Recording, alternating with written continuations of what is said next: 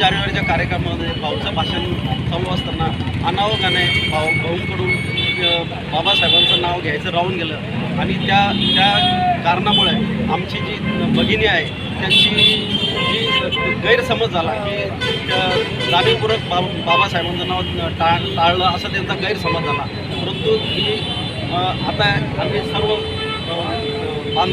माझे समाज बांधवांतर्फे मी त्या ताईंना विनंती करतो की तुमचा गैरसमज काढून टाका.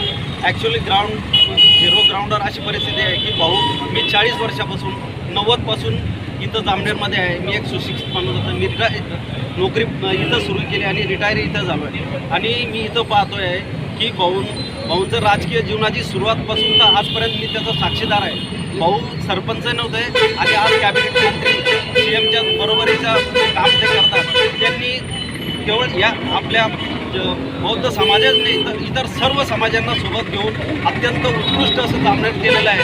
प्रत्येक समाजाला त्यांनी उत्थानाचं काम दिलेलं आहे आणि साधी पावती म्हणजे प्रत्येक ग्रामपंचायत असो, जिल्हा परिषद असो, पंचायत समिती असो किंवा इतर कुठल्याही प्रकारच्या निवडणुका असो, आपल्या समाजाला जे प्रतिनिधित्व मिळतं त्यामध्ये आपल्या समाजाचं आजपर्यंत एकदाही कुठल्याही उमेदवाराची हार झालेली नाही. हेच आपल्या समाजावर त्यांचं किती प्रेम आहे हे त्याचं पावती आहे.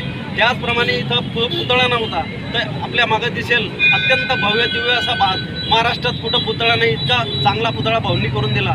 परत 40 वर्षापासून मी बघतोय की प्रत्येक सामाजिक कामात जयंती असू द्या, मेणबत्ती रॅली असू द्या किंवा अभिवादन कार्यक्रम असू द्या, प्रत्येक ठिकाणी भाऊ स्वतः जातीने हजर राहून महामानवाला अभिवादन करतात. तरी मी सर्व समाज बांधवांच्या माध्यमातून मी त्या ताईंना अत्यंत विनंती करतो, ताई तुमचा गैरसमज काढा आणि एकदा तुम्हाला जमलं तर या जामनेरला खरोखर आमची भेट घ्या आणि खरोखर जी वस्तुस्थिती आहे त्याप्रमाणे तुम्ही त्या तुमच्या मनातला गैरसमज काढा अशी मी तुम्हाला विनंती करतो. जगाला सुख आणि शांतीचा संदेश देणारे महाकारुण्य सागर भगवान गौतम बुद्ध, भारतीय राज्यघटनेचे शिल्पकार भारतरत्न डॉक्टर बाबासाहेब आंबेडकर या महामानवांना त्रिवार अभिवादन करतो. मी भाऊंबद्दल एवढं सांगू शकतो, आम्ही लहान असताना तेव्हापासून भाऊंना पाहत आलेलो आहे. तर आज तक भाऊ वाड्यामध्ये वस्तीमध्ये आमच्या भीमनगरमध्ये येऊन स्वतः खेळणं कुदणं हे सर्व प्रकार आमच्यासोबत करत होते. आमच्या मोठे भाऊ यांच्यासोबत हे करत होते. आज काही जयंती उत्सव असलं, कुठलाही कार्यक्रम असला धार्मिक, भारतीय बौद्ध महासभेच्या मार्फत आम्ही भव्य दिव्य असं या ठिकाणी शिबिर घेतलं होतं. त्या शिबिरामध्ये सुद्धा उरळीनं भाग घेऊन भाऊंची उपस्थिती राहायची. जयंतीमध्ये कुठलाही कॅबिनेट मंत्री कधीही आम्ही पाहिला नाही.